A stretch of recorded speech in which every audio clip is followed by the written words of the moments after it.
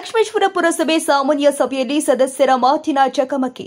ಗದಗ ಜಿಲ್ಲೆಯ ಲಕ್ಷ್ಮೇಶ್ವರ ಪಟ್ಟಣದ ಪುರಸಭೆಯ 25ನೇ ಸಾಲಿನ 15ನೇ ಹಣಕಾಸಿನ ಸಾಮಾನ್ಯ ಮೂಲ ಅನುದಾನ ನಿಧಿಯಲ್ಲಿ 76 ಲಕ್ಷ ರೂಪಾಯಿ ಕಾಮಗಾರಿಗಳ ಕ್ರಿಯಾ ಯೋಜನೆಗಳ ಕುರಿತು ಸಾಮಾನ್ಯ ಸಭೆ ಜರುಗಿದೆ.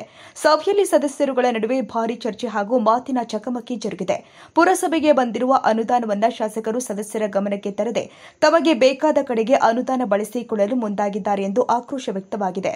ಈಗಾಗಲೇ ಅವರು ತಯಾರಿಸಿದ ಕ್ರಿಯಾ ಯೋಜನೆ ರದ್ದುಗೊಳಿಸಿ ಅದೇ ಅನುದಾನದಲ್ಲಿ ಪಟ್ಟಣದ ಬಜಾರ್ದಿಂದ ಹೆಂಚಿಲ್ಲಾಪುರದವರೆಗೂ ಸಿಸಿ ರಸ್ತೆ ಪೂರ್ಣಗೊಳಿಸಬೇಕು ಅಂತ ಆಡಳಿತ ಪಕ್ಷವಾದ ಕಾಂಗ್ರೆಸ್ ಪಕ್ಷದ ಸದಸ್ಯರು ಒತ್ತಾಯಿಸಿದ್ದಾರೆ. ಈ ಹಿಂದೆ ಶಾಸಕರು ಕ್ರಿಯಾ ಯೋಜನೆಯನ್ನ ಸಿದ್ಧಪಡಿಸುವಾಗ ಪುರಸಭೆಯಲ್ಲಿ ಅಧ್ಯಕ್ಷ ಉಪಾಧ್ಯಕ್ಷರ ಆಡಳಿತ ಇರಲಿಲ್ಲ.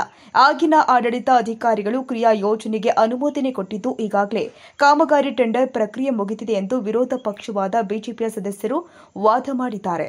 ಚಂದ್ರಶೇಖರ್ ಸೋಮಣ್ಣವರ್